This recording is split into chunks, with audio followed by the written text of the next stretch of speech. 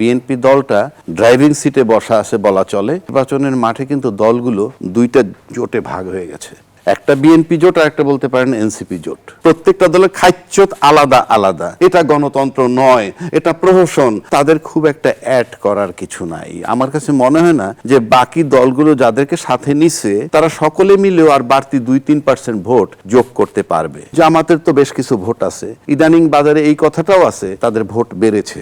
সবাই কিছু vote carry করতেছে ওই জোটটার। বিএনপির উপরেই নির্ভরশীল সবাই, এবং ধানের শীষে ভোট করতেছে কেমনে?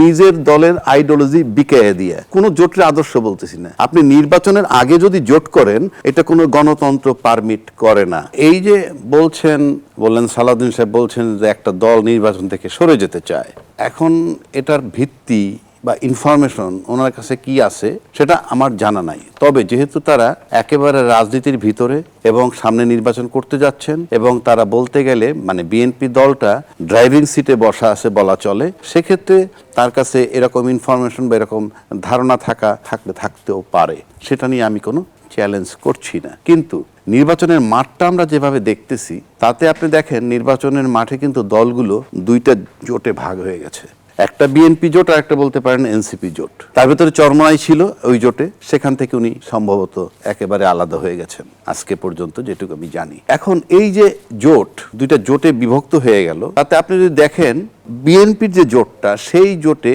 বিএনপির ভোট বলতে যা বুঝায় তার বাইরে কিন্তু অন্য যাদেরকে সংযুক্ত করছে তাদের খুব একটা অ্যাড করার কিছু নাই। আমার কাছে মনে হয় না যে বাকি দলগুলো যাদেরকে সাথে নিছে তারা সকলে মিলেও আর বাড়তি 2-3% ভোট যোগ করতে পারবে, এটা আমার ধারণা। অন্যদিকে যদি আপনি এনসিপির নেতৃত্বের জোটটা ধরেন, সেই জোটে দেখবেন আপনি যে এনসিপির কতটা আছে সেটা আমি খুব বেশি চ্যালেঞ্জ করতে পারছি না। কিন্তু জামাতের তো বেশ কিছু ভোট আছে, ইদানিং বাজারে এই কথাটাও আছে যে তাদের ভোট বেড়েছে। পাশাপাশি অন্যান্য যে ইসলামিক দলগুলো তাদের সাথে আছে, সেটা কিন্তু আপনি মাদ্রাসা বেসড যদি ধরেন, একটা বিরাট জায়গা আছে ভোটের, অর্থাৎ সবাই কিছু ভোট ক্যারি করতেছে ওই জোটটার। কিন্তু বিএনপির বেলায় কিন্তু বিএনপির উপরেই নির্ভরশীল সবাই।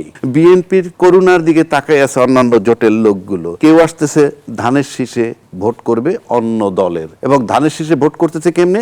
নিজের দলের আইডিওলজি বিকাইয়া দিয়ে, ওটাকে তুড়ি মেরে উড়াই দিয়ে আসছে শুধু একটু এমপি হওয়ার জন্য। আবার কেউ আসছে যে নির্বাচন কমিশন আইন মোতাবেক যদি নিজ দল থেকে করেন জোটে থাকতে পারবেন, কিন্তু নিজ দলীয় প্রতীকে করতে হবে। কোন জোটের আদর্শ বলতেছি না। আপনি নির্বাচনের আগে যদি জোট করেন, এটা কোনো গণতন্ত্র পারমিট করে না। কারণ আমি খাঁটি বাংলা ভাষায় যদি বলি, প্রত্যেকটা দলের খাইচ্চত আলাদা আলাদা। তো খাইচ্চত যখন আপনার আলাদা, সেখানে তো আলাদা দল। তো ভোটের আগে আপনি যেটা যদি করেন, জামাত তার প্রার্থী দিয়ে অন্য দলের প্রার্থী দিয়ে জামাতের লোকেরা বলবে তোমরা তারাই ভোট দিও, এটা গণতন্ত্র বিরোধী।